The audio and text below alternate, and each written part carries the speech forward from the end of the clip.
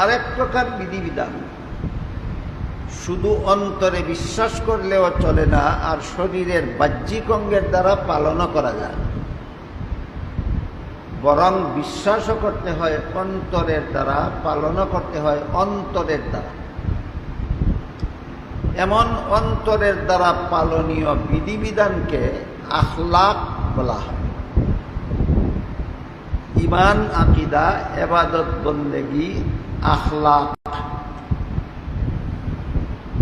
অনেকের এই কথাটা বুঝতে একটু কঠিন হয় যে অন্তরের দ্বারা কোনো বিধান পালন করা যায় কিভাবে, অন্তরের দ্বারা পালনীয় বিধান কেমন হয়। এর সহজ উদাহরণ হলো আল্লাহ কোরআনে বলেছেন, কাদ আফলাহাল মুমিনুন আল্লাযীনা হুম ফী সালাতিহিম খাশিউন। এর একটা অর্থ হলো ওই সমস্ত মুমিনগণ সফল যারা নামাজে, নিজেদের নামাজে আল্লাহর ধ্যানে মগ্ন থাকে। তাই আমি আমার নামাজে আল্লাহর ধ্যানে মগ্ন থাকবো, এটাও আল্লাহ একটা বিধান। এবার বলেন তো এই বিধানটা কোন অঙ্গের দ্বারা পালন করতে হয়? অন্তরে। এইভাবে অন্তরের দ্বারা পালনীয় যত বিধান আছে এইগুলিকে আখলাক বলা হয়। এই হইল ইসলামের যাবতীয় বিধিবিধান তিন প্রকার। এক প্রকার বিধিবিধানের নাম ঈমান, আকীদা। এক প্রকার বিধিবিধানের নাম ইবাদত, বন্দেগী। আরেক প্রকার বিধিবিধানের নাম আখলাক। প্রথম প্রকার বিধিবিধান ঈমান, আকীদা, দুই শব্দ। ইসলামী বিশ্বাসকে ঈমানও বলা হয়, ইসলামী বিশ্বাসকে আকীদাও বলা হয়। তবে ব্যবহারের ক্ষেত্রে কুরআন হাদিসে শুধু ঈমান শব্দটাই ব্যবহার করা হয়েছে। আকীদা শব্দ কুরআন হাদিসের ব্যবহৃত শব্দ নয়। আকীদা শব্দটা পরবর্তীকালে যারা ঈমানের ব্যাখ্যা বিশ্লেষণ করেছেন তারা এই আকীদা শব্দটা ব্যবহার করেছেন। এই প্রয়োগ ক্ষেত্রে ঈমানে আর আকীদায় এই একটু পার্থক্য আছে। কুরআন হাদিসে সরাসরি কতগুলি বিশ্বাস্য বিষয়কে ঈমান বলে আখ্যায়িত করা হয়েছে, আর এইগুলি হইল সর্বমোট 6টা। হাদিসে জিবরিলে 6টা কথা উল্লেখ করে এইগুলিকে আল্লাহ রাসূল ঈমান বলে আখ্যায়িত করেছেন। আল্লাহ বিশ্বাস করা, ফিরিস্তা বিশ্বাস করা, আসমানি কিতাব বিশ্বাস করা, নবী রাসূল বিশ্বাস করা, তকদীর বিশ্বাস করা এবং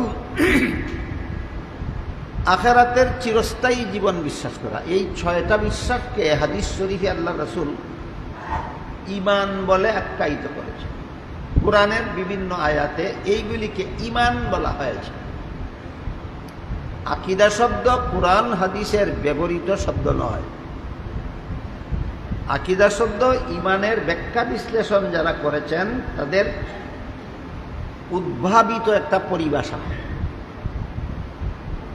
এই পরিভাষা মতো আকীদা শব্দটা একটু ব্যাপক অর্থেই ব্যবহৃত। যে 6টা বিষয়কে কুরআন হাদিসে ঈমান বলা হয়েছে, আকীদা এইগুলির উপরও প্রয়োগ হয়। আর এই 6 কথার ব্যাখ্যা বিশ্লেষণ যা কুরআন হাদিসের বিবরণ দ্বারা সাব্যস্ত, যা সুন্নতে রাসূল এবং জামাতে সাহাবার ব্যাখ্যার দ্বারা সাব্যস্ত, ঈমান আকীদার 6 কথার যত বিশ্লেষণ, যত ব্যাখ্যা বিশ্লেষণ সালাফে সালিহিনের বিবৃতির দ্বারা সাব্যস্ত, ওই সমস্ত ব্যাখ্যা বিশ্লেষণকে ব্যাখ্যাকারীগণের পরিভাষায় আকীদা বলা হয়। সারমর্ম হল হাদিসে বর্ণিত 6 কথার বিশ্বাসের নাম ঈমান, আর 6 কথার ব্যাখ্যাগুলির নাম আকীদা। হাদিসের বর্ণিত 6 কথা বিশ্বাস করার নাম ঈমান, আর 6 কথার ব্যাখ্যা বিশ্লেষণের নাম আকীদা। যেমন 6 কথার চতুর্থ কথা হলো আমি নবী রাসূল বিশ্বাস করি। নবী রাসূল বিশ্বাস করা এটা ঈমানের 6 কথার এক কথা। কিন্তু আপনি নবী রাসূলকে গুনাহগার বিশ্বাস করবেন না বেগুনাহ বিশ্বাস করবেন সেটা ভিন্ন প্রশ্ন। কোনো ব্যাখ্যা মতো নবী রাসূল গুনাহগার সাব্যস্ত হন, কোনো ব্যাখ্যা মতো নবী রাসূল বেগুনাহ সাব্যস্ত হন। তাইলে নবী রাসূল গুনাহগার না বেগুনাহ, এটা কি কোরআন হাদিসের ভাষা সরাসরি না ব্যাখ্যা বিশ্লেষণের ভাষা? ব্যাখ্যা বিশ্লেষণের ভাষা। এই পর্যায়ে আমি নবীগণ গুনাহগার না বেগুনাহ এই ব্যাপারে কিছু ব্যাখ্যা বিশ্লেষণ আপনাদের সামনে তুলে ধরতে চাই। কারণ আহলে সুন্নাত ওয়াল জামাতের একটা পরিভাষা আছে, আম্বিয়ায়ে কেরাম মাসুম, ইসমতে আম্বিয়া। আহলে সুন্নাত ওয়াল জামাতের একটা পরিভাষা ইসমতে আম্বিয়া। তেমনি ভাবে আহলে সুন্নাত ওয়াল জামাতের একটা পরিভাষা আছে আদালতে সাহাবা। ইসমতে আম্বিয়া একটা পরিভাষা, আদালতে সাহাবা একটা পরিভাষা। ইসমতে আম্বিয়ার মর্ম হল নবীগণ মাসুম বা বেগুনাহ। নবীগণকে বেগুনাহ বিশ্বাস করার নাম ঈমান নয়, নবী বিশ্বাস করার নাম ঈমান, আর নবীকে বেগুনাহ বিশ্বাস করার নাম আকীদা। আমি নবী বিশ্বাস করি এই বিশ্বাসটার নাম হইল ঈমান, আর আমি নবীকে বেগুনাহ বিশ্বাস করি এই বেগুনাহ বিশ্বাস করাটার নাম আকীদা। আশা করি আপনারা ব্যবহারের ক্ষেত্রে ঈমান আকীদার পার্থক্যটা বুঝতে পেরেছেন। এই পার্থক্যটা আমি আজকে আপনাদের সামনে তুলে ধরার একটা কারণ আছে। কারণ হইল একজন তথাকথিত এক ইসলামী দলের নেতাকে বক্তব্য দিতে শোনা গেছে। তিনি তার বক্তব্যে বলেছেন, কোনো লোকে বলে যে আমাদের আকীদা খারাপ। আপনারা দেখুন তো আমার আকীদা কোথায় খারাপ? আমি লা ইলাহা ইল্লাল্লাহু মুহাম্মাদুর রাসূলুল্লাহ বিশ্বাস করি, তাহলে আমার আকীদাটা খারাপ হইল কোথায়? এই গণ্ড মূর্খ বুঝেই না যে আল্লাহ বিশ্বাস করার নাম আকীদাই নয়। এই গোয়ারে জানেই না রাসূল বিশ্বাস করার নাম আকীদা নয়, এগুলির নাম ঈমান। তোমার ঈমান ঠিক আছে বলে আকীদা খারাপ কিনা এটা বোঝা যাবে কিভাবে? তুমি আল্লাহ বিশ্বাস করো, তোমার ঈমান আছে। তুমি রাসূল বিশ্বাস করো, তোমার ঈমান আছে। কিন্তু আল্লাহকে কোন ব্যাখ্যা মতে বিশ্বাস করো, সেই ব্যাখ্যায় গেলে দেখা যাবে তোমার আকীদা ভালো না খারাপ। নবী রসুলকে তুমি কোন ব্যাখ্যা মতে বিশ্বাস করো, সেই ব্যাখ্যায় গেলে বোঝা যাবে তোমার আকীদা ভালো না খারাপ। এইভাবে একটা জগা খিচুড়ি মার্কা বক্তব্য এত বড় নেতা দিল কেন? কারণ সে ইসলামী জ্ঞানে সম্পূর্ণ মূর্খ। সে ঈমান এবং আকীদার ব্যবহারিক পার্থক্যই বুঝে না। এখন আমাদের মাদ্রাসার ছাত্ররাও যদি বুঝে না, তাহলে এই গণ্ড মূর্খ যেইভাবে বুঝাইল এরা এইভাবেই বুঝে নিবে। এই কারণে আমাদের অন্তত কওমি মাদ্রাসার ছাত্রদের বোঝা দরকার, 6 কথা বুঝাবার জন্য ঈমান শব্দ ব্যবহার করা হয়, আর 6 কথার ব্যাখ্যা বুঝাবার জন্য আকীদা শব্দ ব্যবহার করা হয়। এই 6 কথার চতুর্থ কথা হলো নবী রাসূল বিশ্বাস করা। এই নবী রাসূল সম্পর্কে 2 ধরনের ব্যাখ্যা আছে।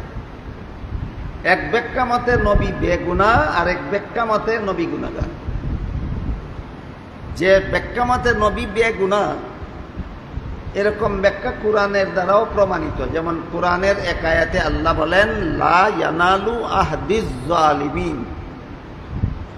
এর অর্থ হলো গুনাহগারদেরকে আমি নবুয়তের পদ দান করি না, গুনাহগারদেরকে নবী বানাই না। এই আয়াতটা এই ব্যাপারে সুস্পষ্ট। সমস্ত নবীগণের বেলায় সার্বজনীন মূলনীতি বর্ণনা করে আল্লাহ বলেন, লা ইয়ানালু আহদিজ জালিমিন, গুনাহগারদেরকে নবী বানাই না। কিন্তু এদিক দিয়া যেভাবে আয়াতটা সুস্পষ্ট নবীগণ বেগুনাহ হওয়ার ব্যাপারে, অন্যদিকে কোরআনের বিভিন্ন আয়াতে বিভিন্ন নবীর নামের সাথে আল্লাহ গুনাহ অর্থবোধক শব্দ ব্যবহার করেছেন। যেমন মুহাম্মাদুর রাসূলুল্লাহ সাল্লাল্লাহু আলাইহি ওয়াসাল্লামকে আল্লাহ বলেন, লিয়াগফিরা লাকাল্লাহু মা তাকাদ্দামা মিন যামবিকা। এখানে যামবিকা শব্দের অর্থই হইল আপনার গুনাহ। ওই দিকটা বলেন গুনাহগারদেরকে নবী বানাই না, এদিক দিয়ে আমাদের নবীকে বলেন আপনার গুনাহ। তাহলে বাহ্যিক দৃষ্টিতে আল্লাহর দুইটা কথার মধ্যে সাংঘর্ষিকতা দেখা যায়, যেটাকে মাদ্রাসার পরিভাষায় তাআরুজ বলা হয়। লা ইয়ানালু আহদিজ জালিমিন আর মিন যামবিকা, এই দুই আয়াতাংশের মধ্যে বাহ্যিক দৃষ্টিতে তাআরুজ দেখা যায়, সাংঘর্ষিকতা দেখা যায়। কোরআনের দুই কথায় সাংঘর্ষিকতা হতে পারে কিনা এই ব্যাপারে আল্লাহ আরেক আয়াতে বলেন, লাউ কানা মিন ইনদি গায়রিল্লাহি লাওয়াজাদু ফীহি ইখতিলাফান কাসীরা। কোরআন যদি আল্লাহর নাজিলকৃত না হতো, কোরআন যদি কারো মন গড়া রচিত হতো, তাইলে কোরআনে অনেকগুলি স্ববিরোধিতা পাওয়া যেত। যেহেতু কোরআন কারো মন গড়া রচিত নয়, যেহেতু কোরআন আল্লাহর নাজিলকৃত, সুতরাং এখানে কোনো স্ববিরোধিতা নাই। আমরা নবীর গুনার ব্যাপারে কোরআনের দুই আয়াতে স্ববিরোধিতা দেখতে পাই, কিন্তু আল্লাহ পরিষ্কার ভাষায় অন্য আয়াতে বলে দিয়েছেন কোরআনে কোনো স্ববিরোধিতা নাই। তাহলে আমরা যেই স্ববিরোধিতা দেখতে পাই, এটার সমাধানের দরকার। আল্লাহ তো বলেন কোরআনের মধ্যে কোনো স্ববিরোধিতা নাই। আমরা যে দেখতে পাচ্ছি, এক আয়াতে আল্লাহ বলেন নবীগণ বেগুনাহ, আর এক আয়াতে বলেন নবী আপনার গুনাহ। এর সমাধান লাগবে। এই সমাধান পাওয়া যাবে কোথায়? এই সমাধান পাওয়া যাবে সালাফে সালিহিনের ব্যাখ্যার মধ্যে। সাহাবা, তাবেঈন, তাবে তাবেঈন কুরআনের যে ব্যাখ্যা করেছেন, এই ব্যাখ্যা তারা রাসূল করিম সাল্লাল্লাহু আলাইহি ওয়াসাল্লামের কাছ থেকে শিখেছেন। আর রাসূল কুরআনের ব্যাখ্যা সরাসরি আল্লাহর কাছ থেকে শিখেছেন। এটা আগে এই ব্যাপারটা আমি একটু ক্লিয়ার করে দিই। যে সমস্ত লোকেরা নবীগণকে গুনাহগার সাব্যস্ত করে, এই সমস্ত লোকেরা কোরআনের ব্যাখ্যা করতে গিয়া বলে যে আমরা পূর্ববর্তী কোনো ব্যাখ্যাকারীর অনুসরণ করি না, আমরা কোরআনের পরবর্তী যুগের কোনো ব্যাখ্যাকারীদের অনুসরণ করি না, আমরা নিজে নিজে কোরআন পড়ি আর মনে মনে বুঝি, যা বুঝি তাই ব্যাখ্যা করি। আল্লামা জালালউদ্দিন সিয়ুতি রহমতুল্লাহি আলাইহি আল ইতকান ফি উলুমিল কুরআন নামক কিতাবে লিখেছেন, কোরআনের মন গড়া ব্যাখ্যা 5 প্রকার। এর মধ্যে এক প্রকার মন গড়া ব্যাখ্যা হলো, কোনো উস্তাদের কাছে কোরআনের ব্যাখ্যা শিখে না, সে নিজে নিজেই কোরআনের ব্যাখ্যা করে। এই 5 প্রকার মন গড়া ব্যাখ্যার এক প্রকার। সুতরাং যারা কোরআনের মন গড়া ব্যাখ্যা করে নবীগণকে গুনাহগার সাব্যস্ত করে, এই মন গড়া ব্যাখ্যার দ্বারাই গুনাহগার সাব্যস্ত হয়। মন গড়া ব্যাখ্যা না করলে, সালাফে সালিহিনের থেকে চালু হওয়া ব্যাখ্যা গ্রহণ করলে নবীগণ গুনাহগার সাব্যস্ত হয় না। আশা করি আপনারা ব্যাপারটা বুঝতে পেরেছেন। নবীগণ গুনাহগার না বেগুনাহ, এই প্রশ্নের জবাবে যারা নবীগণকে গুনাহগার সাব্যস্ত করেন, তারা কোরআনের সহি ব্যাখ্যার আলোকে না মন গড়া ব্যাখ্যার আলোকে? তাহলে কোরআনের সহি ব্যাখ্যা কি আমরা নিজে নিজেই পাই না উস্তাদের কাছ থেকে শিখতে হয়? এবার কোরআনের ব্যাখ্যা উস্তাদের কাছে শিখতে গেলে আমি শিখলাম আমার উস্তাদের কাছে, তিনি তার উস্তাদের কাছে, তিনি তার উস্তাদের কাছে, এভাবে কতদূর পর্যন্ত যায় তার শেষ সীমানাটাও আমাদের চিহ্নিত করে বোঝা দরকার।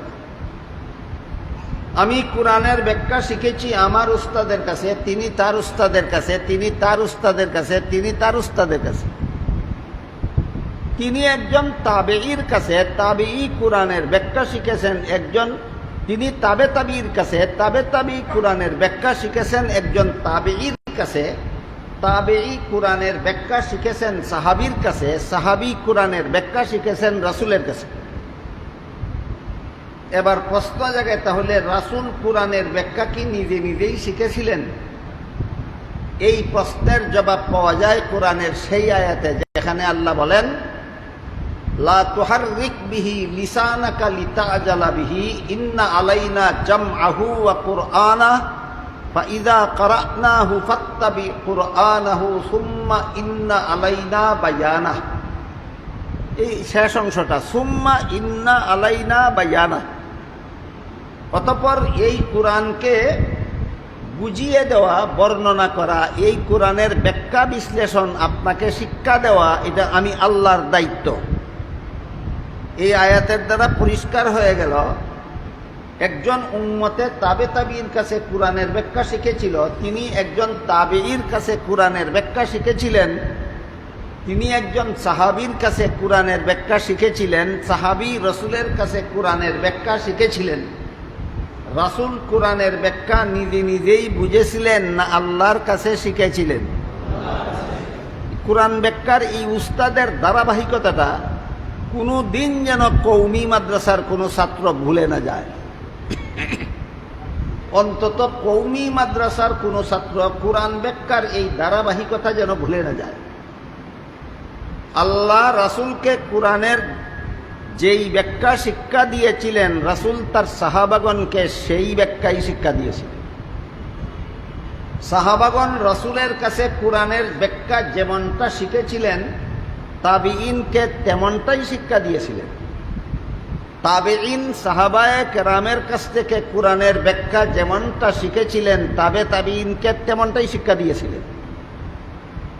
এই তিন শ্রেণীর লোকদের ব্যাপারে হাদিস শরীফে রাসূল করিম সাল্লাল্লাহু আলাইহি ওয়াসাল্লাম বলেন, খায়রুল কুরুনি কারনি সুম্মাল্লাযীনা ইয়ালুনাহুম সুম্মাল্লাযীনা ইয়ালুনাহুম সুম্মা ইয়াফশুল কিযব আও কামা ক্বালা আলাইহিস সালাতু ওয়াসসালাম। রাসূল বলেন, আমার যুগের মুসলমান সর্বশ্রেষ্ঠ মুসলমান সাহাবায়ে কেরাম, তাদের পরের যুগের মুসলমান তাবেঈন দ্বিতীয় পর্যায়ের শ্রেষ্ঠ মুসলমান, তাদের পরের যুগের মুসলমান তাবে তাবিঈন এরাও তৃতীয় পর্যায়ে শ্রেষ্ঠ মুসলমান।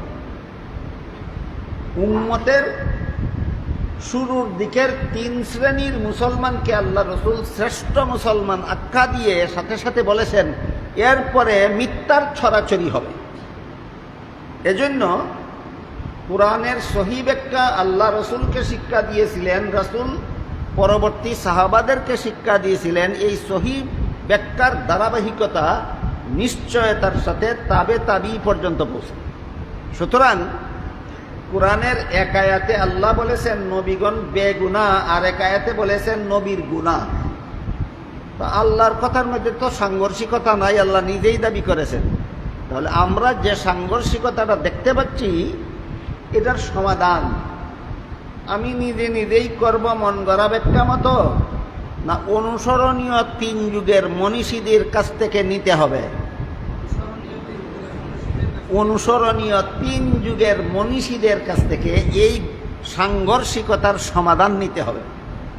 তাদেরকেই সালাফে সালিহিন বলা হয়। সালাফে সালিহিনের এই সাংঘর্ষিকতা নিরসনের বেলায় যে যত ব্যাখ্যা পাওয়া যায়, সবগুলির সারমর্ম হল লা ইয়ানালু আহদিজ জালিমিন আয়াতে আল্লাহ গুনাহ শব্দকে আবিধানিক অর্থেই, মূল অর্থেই ব্যবহার করেছেন, আর মিন জাম্বিকা আয়াতে আল্লাহ গুনাহ শব্দকে রূপক অর্থে ব্যবহার করেছেন। এখানে বাকি কথা বোঝার জন্য মূল অর্থ আর রূপক অর্থের পার্থক্যটাও ক্লিয়ার হওয়া দরকার। কোনো শব্দের যে অর্থ অভিধানে লেখা থাকে, এই অর্থটাকে আবিধানিক অর্থ বা মূল অর্থ বলা হয়। আর এই শব্দটাকেই যদি বিশেষ কোনো সম্প্রদায়, বিশেষ কোনো দল, বিশেষ কোনো গোষ্ঠী, বিশেষ কোনো শাস্ত্র ভিন্ন কোনো অর্থে ব্যবহার করতে করতে ব্যবহারটা যদি সমাজে চালু হয়ে যায়, ওই অর্থটাকে মানায়ে মাজাজি বলা হয়, এই অর্থটাকে রূপক অর্থ বলা হয়। মূল বিষয়টা সহজে বোঝার জন্য আমি এই ব্যাপারে একটা সহজ উদাহরণ পেশ করি। কোরআনে ব্যবহৃত শব্দগুলির মধ্যে একটা শব্দ আছে নূর। নূর শব্দের আবিধানিক অর্থ হলো আলো। এই যে বাতির আলো, চন্দ্রের আলো, সূর্যের আলো, এই আলোকে অভিধানে নূর বলা হয়। কিন্তু কোরআনের পরিভাষায় নূর অর্থ হেদায়েত। নূর শব্দের আবিধানিক অর্থ আলো আর পারিভাষিক অর্থ হেদায়েত। এই উভয় অর্থই আল্লাহ কোরআনে ব্যবহার করেছেন। আল্লাহ কোরআনের এক আয়াতে বলেন, আলাম তারাউ কাইফা খালাকাল্লাহু সাবআ সামাওয়াতিন তিবাকা ওয়া জাআলাল কামারা ফীহিন্না নূরান ওয়া জাআলাশ শামসা সিরাজা। এই আয়াতে আল্লাহ চন্দ্রকে নূর বলেছেন আবিধানিক অর্থে। চন্দ্র আলো। চন্দ্রকে আল্লাহ নূর বলেছেন হেদায়েত অর্থে না আলো অর্থে? এটা কি পারিভাষিক না আবিধানিক? আবিধানিক। এই আয়াতে আল্লাহ নূর শব্দকে আবিধানিক অর্থে ব্যবহার করেছেন। পক্ষান্তরে আরেক আয়াতে আল্লাহ বলেন, আল্লাহু নূরুস সামাওয়াতি ওয়াল আরদ। আল্লাহ আসমান জমিনের নূর। এখানে নূর আবিধানিক অর্থে নয়, এখানে নূর পারিভাষিক করতে। এখানে নূর অর্থ হেদায়েত। আসমান জমিনের আলোর নাম আল্লাহ না, আসমান জমিনের সমস্ত বাসিন্দাদের হেদায়েতকারীর নাম আল্লাহ। তাহলে প্রথম আয়াতে আল্লাহ নূর শব্দটাকে আবিধানিক করতে ব্যবহার করেছেন, আর দ্বিতীয় আয়াতে আল্লাহ নূর শব্দকে পারিভাষিক করতে ব্যবহার করেছেন, রূপক করতে ব্যবহার করেছেন। এই রূপক অর্থের স্থানে যদি কেউ মূল অর্থ ব্যবহার করে, আর মূল অর্থের স্থানে যদি কেউ রূপক অর্থে ব্যবহার করে, তাহলে এটা একদিকে কোরআনের মন গড়া ব্যাখ্যা হয়, অপরদিকে এই মন গড়া ব্যাখ্যার কারণে তার ঈমান থাকে না, সে বেঈমান কাফের হয়ে যায়। আর একটু ক্লিয়ার করে বলি, আল্লাহ বলেন চন্দ্রটা হলো নূর, কোন অর্থে? আলো। আপনি যদি এটাকে রূপক করতে ধরেন, চন্দ্র হেদায়েত। চন্দ্র কি হেদায়েতের মালিক না আল্লাহ হেদায়েতের মালিক? এখানে পারিভাষিক অর্থে চন্দ্রকে নূর বললে ঈমান থাকবে না। আর ওইখানে আল্লাহ আল্লাহু নূরুস সামাওয়াতি ওয়াল আরদি বলেছেন, আল্লাহ আসমান জমিনের নূর। সেখানে যদি আপনি মূল অর্থে গণ্য করেন, আপনার ঈমান থাকবে না। সূর্যের আলোর নাম আল্লাহ না, চন্দ্রের আলোর নাম আল্লাহ নয়, বাতির আলোর নাম আল্লাহ নয়। বাতির আলোকে আল্লাহ বিশ্বাস করলে ঈমান থাকবে না। আমি বুঝাতে চেয়েছি, একটা শব্দকে আল্লাহ যে আয়াতে মূল অর্থে ব্যবহার করেছেন, সেখানে রূপক অর্থ গণ্য করলে ঈমান থাকবে না, আর যেখানে রূপক অর্থে ব্যবহার করেছেন সেখানে মূল অর্থে ব্যবহার করলে ঈমান থাকবে না। এবার বোঝার চেষ্টা করি গুনার ব্যাপারটা। নবীগণের গুনার ব্যাপারে লা ইয়ানালু আহদিস জালিমিন আয়াতে আল্লাহ গুনাহকে মূল অর্থে ব্যবহার করেছেন। আর যত আয়াতে গুনাহ সম্বলিত, গুনাহ অর্থ সম্বলিত শব্দ আল্লাহ যত নবীর নামে ব্যবহার করেছেন, সেখানে রূপক অর্থে ব্যবহার করেছেন। গুনার মূল অর্থ হলো অপরাধ, অপরাধ শাস্তিযোগ্য অপরাধ। গুনার মূল অর্থ হলো শাস্তিযোগ্য অপরাধ। আর গুনার রূপক অর্থ হইল ধমক। গুনার রূপক অর্থ কি? ধমক। কোনো গুনাহগারকে আমি নবী বানাই না, অর্থাৎ শাস্তিযোগ্য অপরাধকারীকে নবী বানাই না। এখানে মূল অর্থ গুনাহ। আর আপনার গুনাহ মাফ করে দিলাম, এখানে গুনাহ বলতে শাস্তিযোগ্য অপরাধ নয়। এখানে আপনি যদি সামান্য রকমের অবহেলা, অবজ্ঞা, সামান্য রকমের ত্রুটি বিচ্যুতির শিকার হন, আমি আল্লাহর দৃষ্টিতে এটা অত্যন্ত ধমক দেওয়ার মতো শব্দ। এখানে ধমক অর্থে ব্যবহার করা হয়।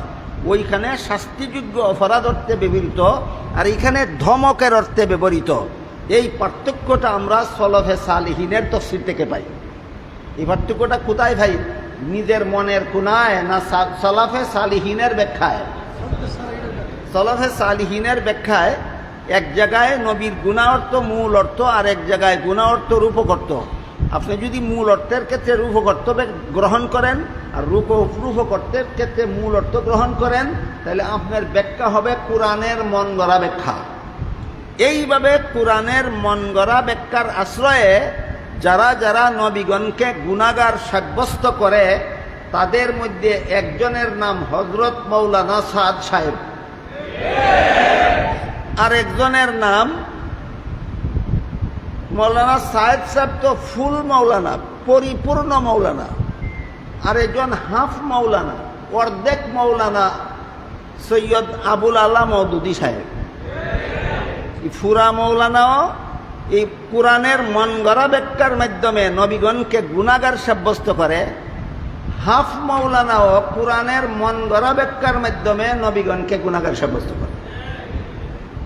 এতক্ষণে আমি আপনাদের বুঝাবার চেষ্টা করেছি যে নবীগণকে বিশ্বাস করার নাম ঈমান, নবীগণকে বেগুনা বিশ্বাস করার নাম সহিহ আকীদা, নবীগণকে গুনাহগার বিশ্বাস করার নাম ভ্রান্ত আকীদা।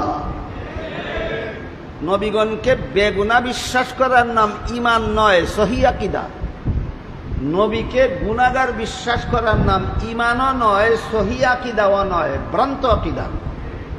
আমার এতক্ষণের কথা যারা বুঝেছেন, আশা করি পরিষ্কারভাবেই বুঝতে পেরেছেন যে ইসলামের সহিহ আকীদা মতো সমস্ত নবীগণ গুনাহগার না বেগুনাহ? ইসলামের সহিহ আকীদা মতো সমস্ত নবী রাসূলগণ বেগুনাহ।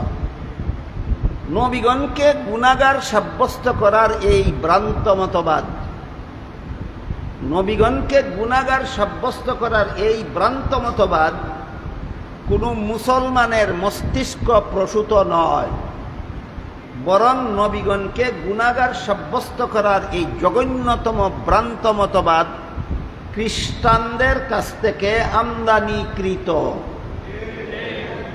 এবারে আমরা এই কথাটা বোঝার চেষ্টা করি।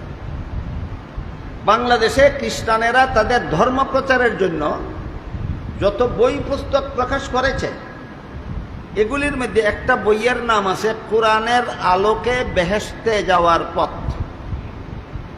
বানরেরা বইয়ের নামটাই এমন শব্দ চয়নে রেখেছে যে শব্দগুলি দেখলে একজন সাধারণ মুসলমান কল্পনাও করতে পারবে না যে এই বইটা কোনো খ্রিস্টানের লেখা। মনে করবে আলেম ছাড়া কোরআনের আলোক বুঝবে কোথায়, আলেম ছাড়া বেহেশতে যাওয়ার পথ বুঝবে কে? সাধারণ মুসলমান নামটা দেখলেই মনে করবে হয়তো কোনো আলেমের লেখা। আসলে আলেমের লেখা নয়, কোনো মুসলমানের লেখা নয়, এটা খ্রিস্টানদের লেখা একটা বইয়ের নাম কোরআনের আলোকে বেহেশতে যাওয়ার পথ। এই বইয়ে খ্রিস্টানেরা লিখেছে প্রথম মানুষ আদম প্রথম নবী, তিনি সর্বপ্রথম গুনাহগার। প্রথম মানুষ আদম প্রথম গুনাহগার। কি ছিল সেই আদমের গুনাহ? লেখে জান্নাতে নিষিদ্ধ গাছের ফল খাওয়া ছিল আদমের গুনাহ। এখন আলোচনা ভিন্ন দিকে চলে যায়। আপাতত মূল আলোচনাটা একটু সময়ের জন্য মুলতবি রেখে এই শাখাটা ক্লিয়ার করি। খ্রিস্টানেরা যে লেখলো জান্নাতে নিষিদ্ধ গাছের ফল খাওয়া ছিল আদমের গুনাহ, তাই প্রথম নবী আদম প্রথম গুনাহগার, প্রথম মানুষ আদম প্রথম গুনাহগার।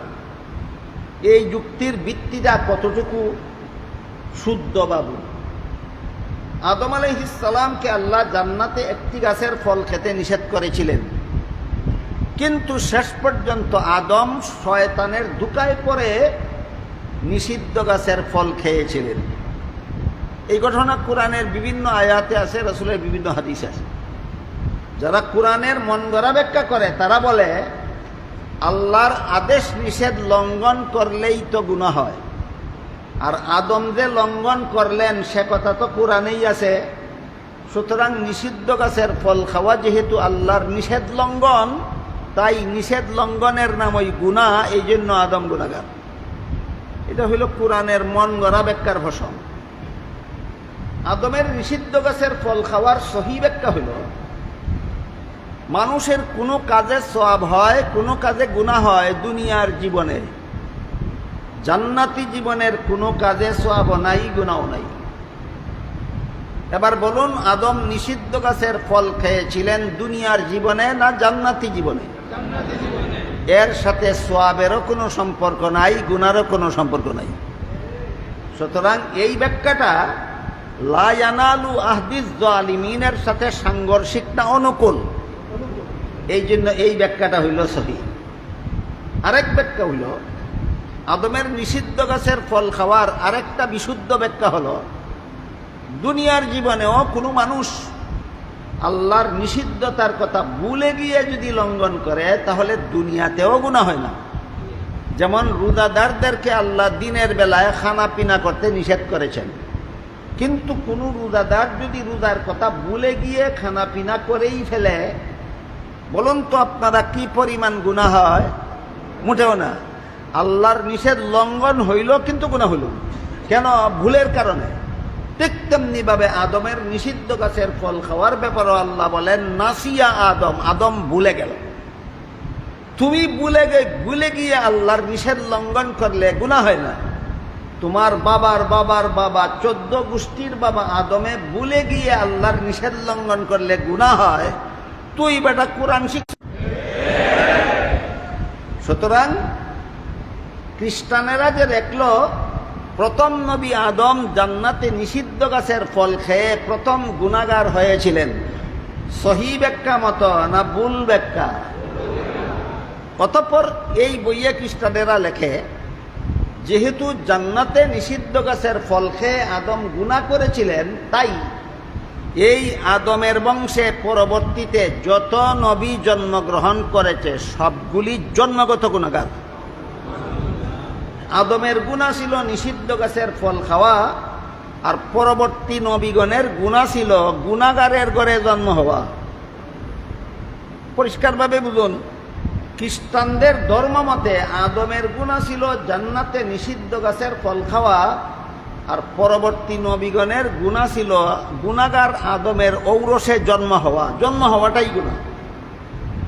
এই জন্য আল্লাহ পাক রব্বুল আলামিন শেষ পর্যন্ত একজন নবীকে বেগুনাহ বানাবার জন্য তাকে আর গুনাহগার আদমের বংশে জন্ম না দিয়ে আল্লাহ নিজের ঔরসে জন্ম দিলেন।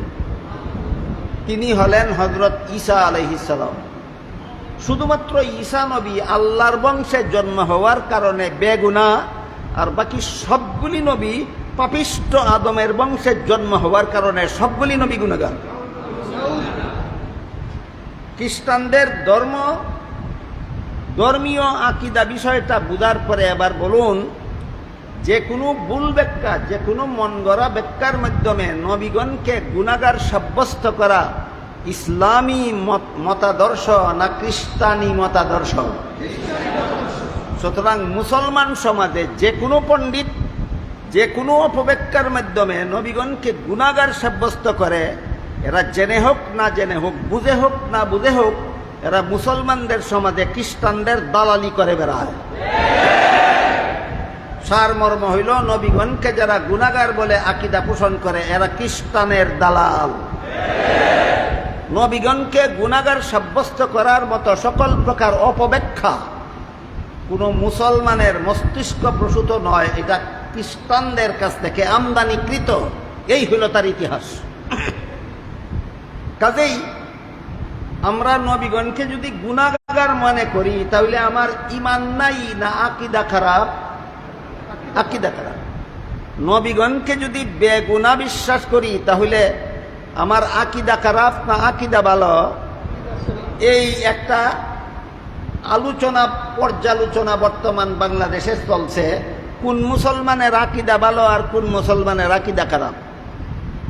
এই যে আকীদা ভালো আর খারাপ, ঈমান থাকা সত্ত্বেও কিছু মুসলমানের আকীদা হয় শুদ্ধ আর কিছু মুসলমানের আকীদা হয় ভুল।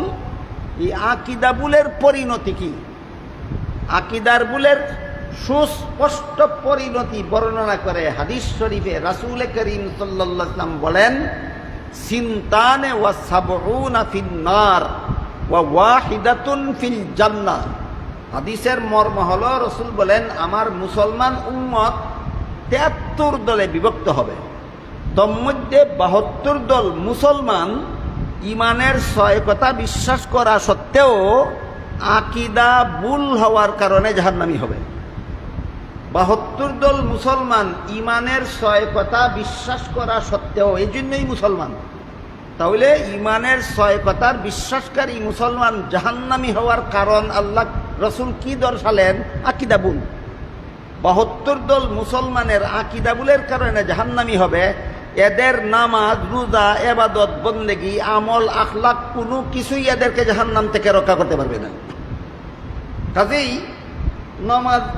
নামাজ শুদ্ধ করব আগে, রোজা শুদ্ধ করব আগে, আমল শুদ্ধ করব আগে, ইবাদত বন্দেগী শুদ্ধ করব আগে, আখলাক শুদ্ধ করব আগে, ইসলামী রাষ্ট্র প্রতিষ্ঠা করব আগে, না আকীদা সংশোধন করব আগে? এই কথাটাকে আজকাল পাল্টিয়ে দেওয়ার শয়তানি চক্রান্ত চলছে। বলা হয় আকীদা টাকিদা বুঝার সময় এখন নাই, আগে ইসলামী রাষ্ট্র প্রতিষ্ঠা করি, আকীদার বিষয় পরে দেখা যাবে। এটা কেতনা বড় শয়তানি চক্রান্ত। এটা বুঝার জন্য সিরাতুন নবীর একটা ঝলক আপনাদের সামনে তুলে ধরতে চাই। রাসূল করিম সাল্লাল্লাহু আলাইহি ওয়াসাল্লাম 40 বছর বয়সে সর্বপ্রথম ওনার কাছে ওহী নাজিল শুরু হলো। ওহী নাজিল শুরু হওয়ার পরে আরো 13 বছর তিনি মক্কা শরীফে অবস্থান করলেন। ওহী নাজিল পরবর্তী 13 বছরের মক্কার অবস্থানকালীন সময়কে রাসূলের মক্কি জিন্দেগি বলা হয়।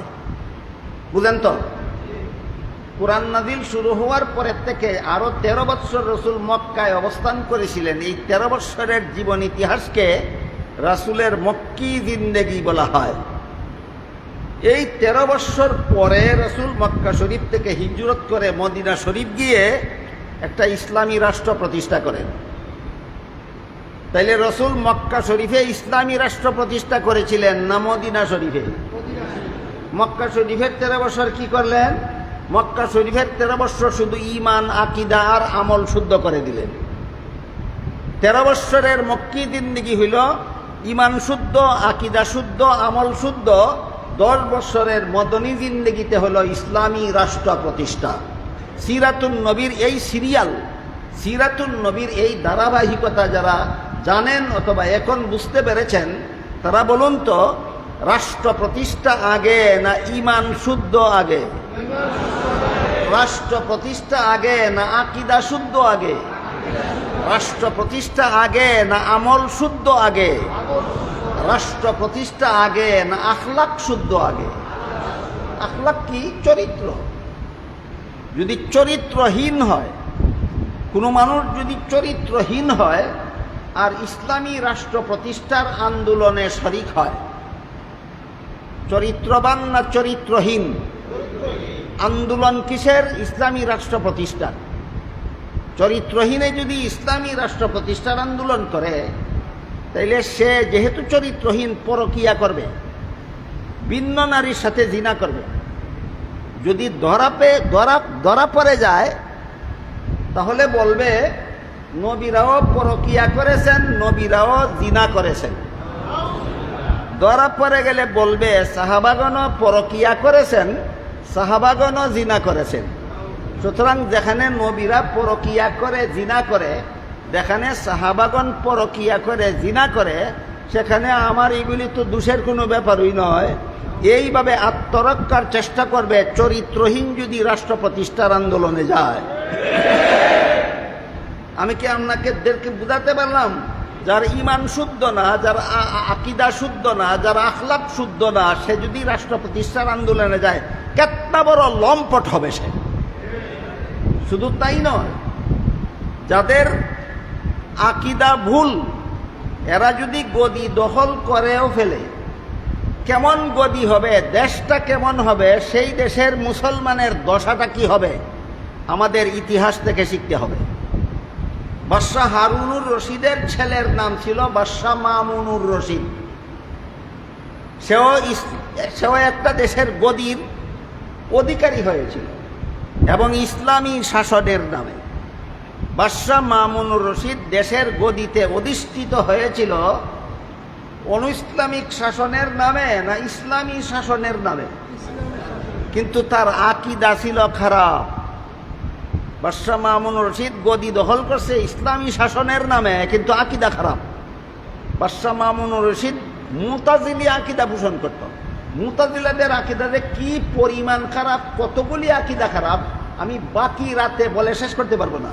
এর মধ্যে একটা খারাপ আকীদা হলো কুরআন আল্লাহর অনাদি কালাম নয়, কুরআন নবরচিত। মাদ্রাসার উপরের ক্লাসের ছাত্র ভাইদেরকে জিজ্ঞাসা করতে চাই, আপনারা কি জানেন কুরআন নবরচিত না অনাদি কালাম? আহলে সুন্নাত ওয়াল জামাতের আকীদা হলো কুরআন আল্লাহর অনাদি কালাম। মুতাজিলাদের ভ্রান্ত আকীদা হলো কুরআন নবরচিত। এই ভ্রান্ত আকীদায় বিশ্বাসী ছিল বাদশাহ মামুনুর রশিদ। রাষ্ট্রীয় গদিতে বসেছিল ইসলামী শাসনের নামে। বসে কি করেছিল? এই ভ্রান্ত আকীদা গ্রহণ না করার কারণে অসংখ্য উলামায়ে কেরামকে শহীদ করেছিল, অসংখ্য উলামায়ে কেরামকে জেলখানায় বন্দী করে পাশবিক নির্যাতন করেছিল। তাদের মধ্যে এক নম্বরে ছিলেন হযরত ইমাম আহমদ বিন হাম্বল রহমতুল্লাহ আলাইহি। আপনারা বাদশাহ মামুনুর রশিদের ইতিহাস পড়ে দেখুন, আকীদা খারাপওয়ালা যদি ইসলামী শাসনের নামে গদি দখল করে, তাইলে বাদশাহ মামুনের দেশের উলামায়ে কেরামের যেই দুর্দশা হয়েছিল, যেই দেশেই খারাপ আকীদাওয়ালা গদিতে যেতে পারবে, সেই দেশের মুসলমানদের সেই দুর্দশা না হয়ে পারে না। এবার বলুন, রসুলের সিরাতুন নবীর আলোকে, বাদশাহ মামুনুর রশিদের ইতিহাসের আলোকে আমরা সুস্পষ্টভাবে কি বুঝতে পারলাম? রাষ্ট্র প্রতিষ্ঠা আগে না আকীদা সংশোধন আগে? এই সিরাতুন নবীর এই সিরিয়ালকে, ইতিহাসের সেই শিক্ষাকে পাল্টিয়ে দিয়ে বর্তমান যুগের একদল আকীদার অনুসারী এরা বলে আকীদা টাকিদা দেখার টাইম নাই, এখন রাষ্ট্র প্রতিষ্ঠা করা দরকার। আমি আশা করি আমার এতক্ষণের কথা যারা শুনেছেন বুঝেছেন, আকীদা শুদ্ধ না করে রাষ্ট্র প্রতিষ্ঠার স্লোগান যারা দেয়, এরা বাদশাহ মামুনুর রশিদের মতো গুমরা পথভ্রষ্টের চেলা চামুন্ডা ছাড়া আর কিছু নয়। গেল নবী রসুল সম্পর্কে একটা আকীদা, গুনাহগার না বেগুনা, এই আলোচনা।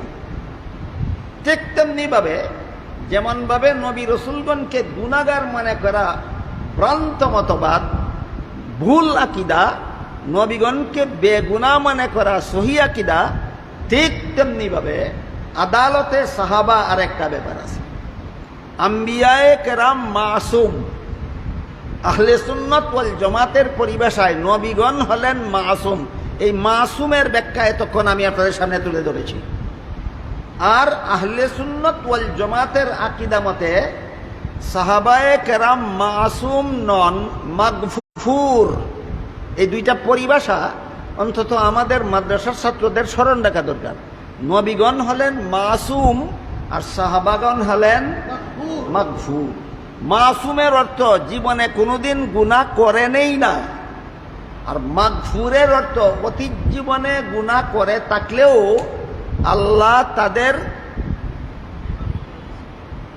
আল্লাহ তাদের গ্রহণযোগ্য তওবার কারণে আল্লাহ তাদের জীবনের সমস্ত গুনাহ মাফ করে দিয়ে আল্লাহ তাদের প্রতি রাদিয়াল্লাহু আনহুমের ঘোষণা দিয়েছে।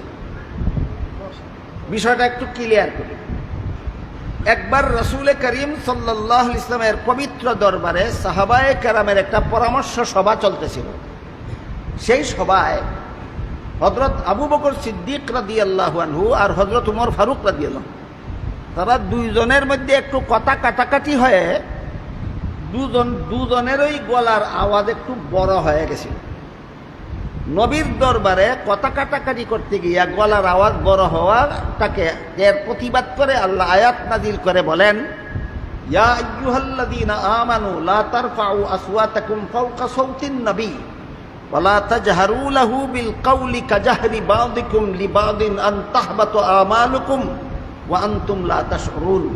সারমর্ম হলো আল্লাহ বলেন, সাবধান, মুসলমানেরা আর জীবনে কোনোদিন নবী যেখানে উপস্থিত সেখানে তোমরা উচ্চস্বরে কথা বলবা দূরের কথা, স্বাভাবিক আওয়াজেও কথা বলতে পারো না। তোমার কণ্ঠস্বর যদি নবীর জন্য বিরক্তির কারণ হয়, নবীর বিরক্তিটা হলো তোমাদের ঈমান ধ্বংসের কারণ। আর ঈমান যদি ধ্বংস হয়ে যায় তাহলে আমল ইবাদত বন্দেগী কোনোই কাজে আসবে না। এভাবে আল্লাহ সতর্ক করে দেওয়ার পর সাহাবায়ে কেরাম এমনভাবে সতর্ক হলেন, এই ঘটনার পর থেকে কোনোদিন কোনো সাহাবী রাসূলের কাছে আসলে রাসূল কোনো কথা জিজ্ঞাসা করলে এত আস্তে জবাব দিতেন যে অনেক সময় রাসূল বুঝতেই পারতেন না। বুঝে থাকতে বলুন যে একটা ভুল সাহাবাদের বিগত মিটিংয়ে হয়েছিল, আল্লাহ সতর্ক করে দেওয়ার পরে সাহাবাগণ সতর্ক হয়েছিলেন কিনা? কি পরিমাণ? 16 আনার মধ্যে 15 আনা। আপনারা বলেছেন 16 আনা, আমি বলি 17 আনা। কারণ যদি এত আস্তে কথা বলতেন যে কোনো রকম রাসূল বুঝতে পারতেন, ওইটাকে বলা যেত 16 আনা। এখন এমন সংশোধন হলেন তারা, এখন রাসূল কোনো কথা জিজ্ঞাসা করলে এত আস্তে জবাব দেন রাসূল বুঝতেই পারেন না। এটাকে 16 আনা বলা যায় না 17 আনা? এইভাবে 17 আনা নিজেদের অতীত জীবনের ভুল ত্রুটি গুনাহকাতার প্রতি সাহাবাগণ 17 আনা সংশোধন হওয়ার কারণে তাদের সংশোধনের উপর সন্তুষ্ট হয়ে আল্লাহ আয়াত নাযিল করে বলেন, ইন্নাল্লাযীনা ইয়াগুদ্দুনা আসওয়াতাহুম ইনদা রাসূলিল্লাহ উলাইকাল্লাযীনা ইমতাহানাল্লাহু কুলুবাহুম লিত্তাকওয়া লাহুম মাগফিরাতুন। এখান থেকে মাগফুর, লাহুম এখান থেকে মাগফুর। আল্লাহ বলেন নিশ্চয় যারা রাসূলের কাছে আসলে আস্তে কথা বলে আল্লাহ তাদের অন্তরকে তাকওয়ার ব্যাপারে পরীক্ষা করেছেন। লাহুম মাগফিরাতুন, তাদের অতীত জীবনের সমস্ত ভুল ত্রুটি গুনাহ খাতা মাফ। তাহলে সাহাবায়ে কেরাম অতীত জীবনে গুনাহ করে থাকলেও গুনাহ নিয়েই দুনিয়ার থেকে বিদায় হয়েছেন না গুনার ক্ষমা মঞ্জুর করে বিদায় হয়েছেন? আল্লাহ সাহাবাদের জীবনের সমস্ত গুনাহ মাফ করে দিয়েছেন। এটাকে আরবিতে বলে মাগফুর। তাই নবীগণের ব্যাপারে আহলে সুন্নাত ওয়াল জামাতের পরিভাষা হইল তারা মাসুম, আর সাহাবাগণের ব্যাপারে আহলে সুন্নাত ওয়াল জামাতের পরিভাষা হলো তারা মাগফুর। আরেকটা উহাদি আছে সাহাবায়ে কেরামের, সেটা হলো রাদিয়াল্লাহু আনহুম। রাসূলের সমস্ত সাহাবাদের প্রতি আল্লাহ চিরকালের জন্য সন্তুষ্ট। কতদিনের জন্য? চিরকালের জন্য সন্তুষ্ট। আর এক আয়াতে আল্লাহ বলেন, রাসূলের সাহাবাদের ব্যাপারে এক আয়াতে আল্লাহ বলেন তাদের জন্য উত্তম ঠিকানার সুসংবাদ দেওয়া হইল। হুসনা আয়াত সম্বলিত আয়াতটা যেন কি? হুসনা। পরের অন্য আয়াতে বলেন ইন্নাল্লাযীনা সাবাকাত লাহুম মিন্নাল হুসনা উলাইকা আনহা মুবাদুন। এক আয়াতে বলেছেন সাহাবাদের জন্য উত্তম ঠিকানার সুসংবাদ। এখানে উত্তম ঠিকানা বলতে আল্লাহ জান্নাত বুঝিয়েছেন। অন্য আয়াতে বলেন রাসূলের সাহাবাদের ব্যাপারে যে আল্লাহ জান্নাতের সুসংবাদ দিয়েছেন, এরা জাহান্নামের শাস্তি পাওয়ার পরবর্তী জান্নাতি নন। উলাইকা আনহা মুবাদুন। রাসূলের কোনো সাহাবীর শরীরে জান্নাতের বিন্দু মাত্র আগুন কোনোদিন স্পর্শ করবে না। অর্থাৎ সাহাবায়ে কেরামের জীবনের সমস্ত গুনাহ মাফ হওয়ার কারণে এরা জাহান্নামের শাস্তির যোগ্য হয়ে নয়, জাহান্নাম থেকে মুক্তিপ্রাপ্ত অবস্থায় আল্লাহর চিরসন্তুষ্টির ঘোষণা পেয়ে এরা পরকালে আল্লাহর সামনে দাঁড়াবেন। এই কারণে আহলে সুন্নাত ওয়াল জামাতের পরিভাষায় সাহাবায়ে কেরাম মাসুম না মাগফুর? এবার বলুন, যারা অপরাধ করার পরে যথারীতি তওবা করলেন, আল্লাহ তওবা কবুল করে সব গুনাহ মাফের ঘোষণা দিলেন, চিরকালের জন্য সন্তুষ্টির ঘোষণা দিলেন, জাহান্নাম থেকে মুক্তির ঘোষণা দিলেন, জান্নাতের সুসংবাদ দিলেন, এরা সমালোচনার যোগ্য না অনুসরণযোগ্য? অনুসরণযোগ্য। এই জন্য আহলে সুন্নাত ওয়াল জামাতের সহিহ আকীদা মতে সাহাবায়ে কেরামের সমালোচনা করা হারাম। সাহাবায়ে কেরামের সমালোচনা করা হারাম। তিরমিজি শরীফের বর্ণিত এক হাদিসে রাসূল করিম সাল্লাল্লাহু আলাইহি ওয়াসাল্লাম বলেন, ইদা রাআইতুমুল্লাযীনা ইয়াসুব্বুনা আসহাবী ফাকুলু লানাতুল্লাহি আলা শাররিকুম। অর্থ হলো, রাসূল বলেন, আমার উম্মত মুসলমানেরা, তোমরা যদি ওই সমস্ত লোকদের দেখতে পাও যারা আমার সাহাবাদের সমালোচনা করে, তাদেরকে বলে দিও আমার সাহাবা সমালোচকদের উপর আল্লাহর লানত। তোমরা যখন দেখতে পাবে একদল লোক আমার সাহাবাদের সমালোচনা করে, তখন তাদেরকে বলে দিও এদের উপর আল্লাহর লানত। যখন দেখতে পাবে কেন বললেন? কারণ নবীগণকে গুনাহগার সাব্যস্ত করার যেমন একটা ইতিহাস আছে, এই ভ্রান্ত আকীদা খ্রিস্টানদের কাছ থেকে আমদানিকৃত, ঠিক তেমনিভাবে সাহাবায়ে কেরামের সমালোচনা করার মতো দৃষ্টতা এইটাও কুখ্যাত মুনাফিক আব্দুল্লাহ ইবনে সাবার মতবাদ থেকে আমদানিকৃত। যারা নবীগণকে গুনাহগার বলে এরা খ্রিস্টানদের দালাল, আর যারা সাহাবায়ে কেরামের সমালোচনাকে হালাল বলে এরা কুখ্যাত মুনাফিক ইবনে সাবার দালাল। এবার আমি ইবনে সাবার সামান্য একটু ইতিহাস আপনাদের সামনে তুলে ধরতে চাই। রাসূল করিম সাল্লাল্লাহু আলাইহি ওয়াসাল্লাম এর যুগে দুনিয়ার কোনো মুসলমান কোনো সাহাবীর সমালোচনা করত না। হযরত আবু বকর সিদ্দিক রাদিয়াল্লাহু আনহুর যুগেও দুনিয়ার কোনো মুসলমান কোনো সাহাবীর সমালোচনা করত না, কারণ সবাই জানতো সাহাবাদের সমালোচনাকারীদের উপর আল্লাহর লানত। একটু আগে বলেছি তিরমিজি শরীফের হাদিস, রাসূল বলেন সাহাবা সমালোচকদের উপর আল্লাহর লানত। এইটা যেহেতু নবীর যুগের সব মুসলমানের জানা ছিল, এই জন্য নবীর যুগের কোনো মুসলমান সাহাবাদের সমালোচনা করত না।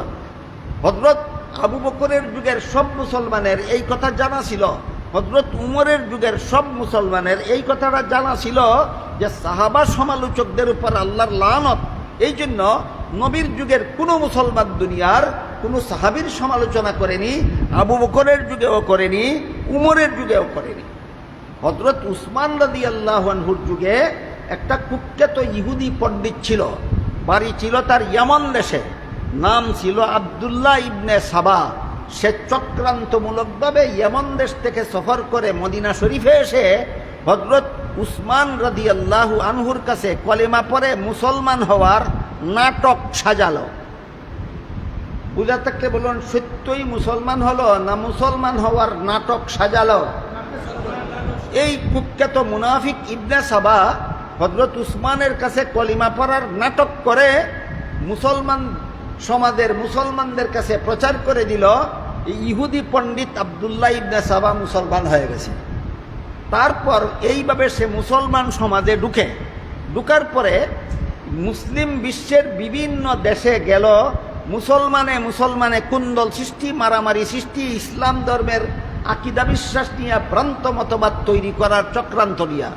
এক সময় বসরা গেল, বিফল হলো, এক সময় কুফা গেল, বিফল হলো, মুসলমানদের মধ্যে ভ্রান্ত আকীদার বীজ বপন করতে পারেনি। শেষ পর্যন্ত কুখ্যাত মুনাফিক ইবনে সাবা মিশরে গিয়া মিশরের কিছু অশিক্ষিত আর অল্প শিক্ষিত মুসলমানকে নিয়ে মহাসমাবেশ করল। সেই সমাবেশে কুখ্যাত মুনাফিক ইবনে সাবা মুসলমানদের মধ্যে ভ্রান্ত আকীদার প্রসার করার জন্য, বীজ বপনের জন্য যে বক্তৃতা দিয়েছিল, সেই বক্তৃতায় কুখ্যাত মুনাফিক ইবনে সাবা মিশরের সম্মেলনে সমাবেত মুসলমানদের উদ্দেশ্য করে জিজ্ঞাসা করেছিল, তোমরা বলো তো ইসলামী আকীদা মতে মুহাম্মাদুর রাসূলুল্লাহর মর্যাদা বেশি না ঈসা নবীর মর্যাদা বেশি? একজন মুসলমান যত বড় অশিক্ষিত হোক, যত বড় বদামলওয়ালা হোক, সে কোনোদিন বলবে না মুহাম্মাদুর রাসূলুল্লাহর চেয়ে ঈসা নবীর মর্যাদা বেশি। সব মুসলমান এক বাক্যে বলল যে ঈসা নবীর থেকে বহু গুণে বেশি মর্যাদা মুহাম্মাদুর রাসূলুল্লাহ। এরপরে সে বলল, তাহলে তোমরা যদি এই কথা বিশ্বাসই করো যে ঈসা নবীর থেকে মুহাম্মাদুর রাসূলুল্লাহর মর্যাদা বেশি, তাহলে ঈসা নবী দুনিয়ার থেকে বিদায় হওয়ার পরে আবারও যদি তিনি দুনিয়াতে আসতে পারেন, তাহলে তার চেয়ে শ্রেষ্ঠ নবী মুহাম্মাদুর রাসূলুল্লাহ দুনিয়ার থেকে বিদায় হওয়ার পরে তিনি কেন আবারও দুনিয়াতে আসতে পারবেন না? এই দিল একটা মন গড়া যুক্তি। এই মন গড়া যুক্তির শয়তানি বুঝতে না পারে এই সমস্ত মুসলমানেরা বিশ্বাস করে নিল মুহাম্মদুর রাসূলুল্লাহ আবার দুনিয়াতে আনাগুনা করতে পারেন, চলাফেরা করতে পারেন। এখান থেকেই রসুলকে হাজির নাজির বিশ্বাস করার শিরিকি মতবাদ চালু হয়। এরপরে দিল আরেক বক্তৃতা। সেই বক্তৃতায় কুখ্যাত মুনাফিক ইবনে সাবা বলল, আচ্ছা মিশরের মুসলমান তোমরা বলো তো, আবু বকর রসুলের আত্মীয়তা সম্পর্কে শ্বশুর হতেন, শ্বশুর কি রক্ত সম্পর্কীয় আত্মীয় হয়? তারা বলল না, শ্বশুর রক্ত সম্পর্কীয় আত্মীয় নয়। এবার বলে, বলো তো তোমরা, হযরত উমর রসুলের শ্বশুর ছিলেন, শ্বশুর তো রক্ত সম্পর্কীয় আত্মীয় নয়। হযরত উসমান রাসূলের জামাতা, জামাতাও রক্ত সম্পর্কীয় আত্মীয় নয়। কিন্তু হযরত আলী রসুলের আপন চাচাতো ভাই। বুঝতে পারতেছেন মুনাফিক ইবনে সাবার বক্তৃতা? বুঝতে পারতেছেন? আবু বকরও রসুলের রক্ত সম্পর্কীয় আত্মীয় নন, উমরও রসুলের রক্ত সম্পর্কীয় আত্মীয় নন, উসমানও রসুলের রক্ত সম্পর্কীয় আত্মীয় নন। হযরত আলী হলেন রসুলের রক্ত সম্পর্কীয় আত্মীয়। সুতরাং আলীকে বঞ্চিত রেখে আবু বকরের খলিফা হওয়াটাও জুলুম। যারা আবু বকরকে খলিফা বানাইল তারাও পাপিষ্ট, আবু বকর খেলাফতের মস্তক গ্রহণ করে সেও পাপিষ্ট। যারা উমরকে খলিফা বানাইল তারাও পাপিষ্ট। যে উমর আলীকে বাদ দিয়া নিজে ক্ষমতা দখল করলো সেও পাপিষ্ট। যারা উসমানকে খলিফা বানাইল তারাও পাপিষ্ট। যে উসমান খেলাফত গ্রহণ করলো সেও পাপিষ্ট।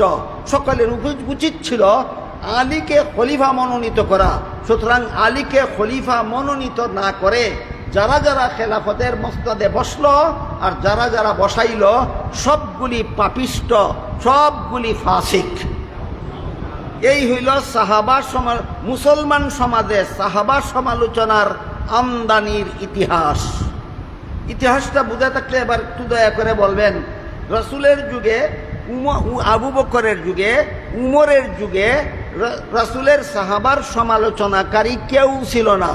উসমানের যুগে কুখ্যাত মুনাফিক ইবনে সাবা মুসলমানের সমাজে এইরকম ভ্রান্ত বক্তৃতা দিয়া ভ্রান্ত মতবাদ চালু করে সাহাবায়ে কেরামের সমালোচনার দ্বারুদ্ঘাটন করেছিল। সুতরাং নবীগণকে যারা গুনাহগার বলে, এরা যেমন ভাবে ভুল মতবাদ খ্রিস্টানদের কাছ থেকে আমদানি করে, খ্রিস্টানের দালালি করে, তেমনি ভাবে সাহাবায়ে কেরামদের যারা সমালোচনা করে এরাও কুখ্যাত মুনাফিক ইবনে সাবার মতবাদ মুসলমানদের সমাজে প্রচার করে। এরা কুখ্যাত মুনাফিক ইবনে সাবার দালালি করে।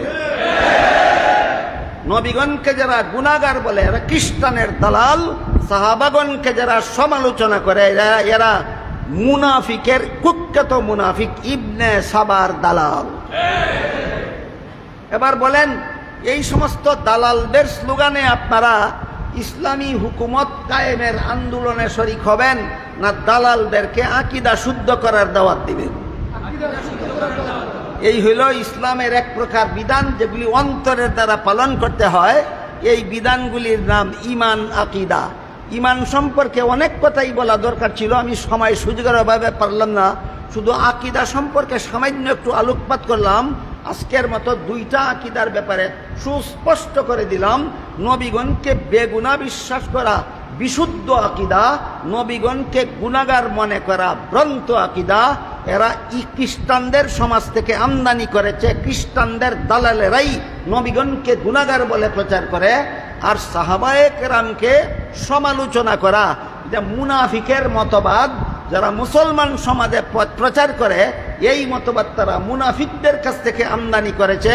এরা কুখ্যাত মুনাফিক ইবনে সাবার দালাল। আজকের মতো মাত্র দুইটা হলো ইসমতে আম্বিয়া আর একটা হলো আদালতে সাহাবা। ইসমতে আম্বিয়া যারা মানে না এরা খ্রিস্টানের দালাল, আদালতে সাহাবা যারা মানে না এরা মুনাফিক ইবনে সাবার দালাল। এই সমস্ত দালালদের দ্বারা ইসলামী রাষ্ট্র প্রতিষ্ঠা হবে, ইসলামী হুকুমত চালু হবে। দুকাবাজি মুনাফিকি আর মির্জাফরি ছাড়া আর কিছু নয়। আল্লাহ আপনাদের আমাদের সবাইকে এই সমস্ত দালালদের কুচক্রান্ত থেকে মুসলমানদের ঈমান আকীদা হেফাজত করার সৌভাগ্য দান করুন। সবাই বলুন আমিন। সুবহান রাব্বিকা রাব্বিল ইজ্জাতি আম্মা ইয়াসিফুন ওয়া সালামুন আলাল মুরসালিন ওয়াল হামদুলিল্লাহি রাব্বিল আলামিন। এখন দোয়া করবেন মাদানীনগর মাদ্রাসার মুহাদ্দিস এবং প্রধান মুফতি হেফাজে ইসলাম বাংলাদেশের সংগ্রামী সাংগঠনিক সম্পাদক হযরত মাওলানা মুফতি বশিরুল্লাহ সাহেব। হুজুরের দোয়ার আগে একটা ঘোষণা করছি, আগামী 25 তারিখ এই বৃহস্পতিবারের পরের বৃহস্পতিবার আমাদের এখানে মাসিক ইসলাহি মাহফিল হবে। উক্ত মাসিক ইসলাহি মাহফিলে প্রধান অতিথি হিসেবে উপস্থিত থাকবেন জামিয়াতুল উলুমুল ইসলামিয়া মোহাম্মদপুর মাদ্রাসার মুহতামিম হযরত মাওলানা মাহমুদুল হাসান সাহেব দামাত বারাকাতুহু।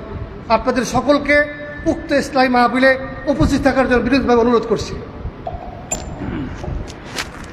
আল্লাহুম্মা সাল্লি আলা সাইয়্যিদিনা মুহাম্মদ ওয়া আলিহি ওয়া সাহবিহি ওয়াসাল্লাম তাসলিমা। দোয়া এখনই হয়ে যাবে। দোয়ার আগে আমি দুইজন বুজুর্গের দুইটা জুমলা নকল করতে চাই। একজন বুজুর্গ, ওনার নাম আমরা লইতে সাহস করি না, তারপরে লই, হযরত মাওলানা আশরাফি সাহেব থানভী রহমাতুল্লাহ আলাইহি। মোদি সাহেবের জামাত ইসলামী যখন শুরু হয় তখন পৌঁছে তো থানভী রহমাতুল্লাহ আলাইহি বলেছেন, মেরা দিল ইস তাহরিক কো কবুল नहीं करता है। হযরত থানভী রহমাতুল্লাহ আলাইহি বলেছেন, এই জামাত ইসলামের এই তাহরিক আমার দিল কবুল করে না। আরেক বুজুর্গ হযরত হোসেন আহমদ মাদানী রহমাতুল্লাহ আলাইহি, তিনি তো আরও জীবিত ছিলেন। হযরত মদনী রহমাতুল্লাহ আলাইহি জীবিত ছিলেন, হযরত থানভী রহমাতুল্লাহ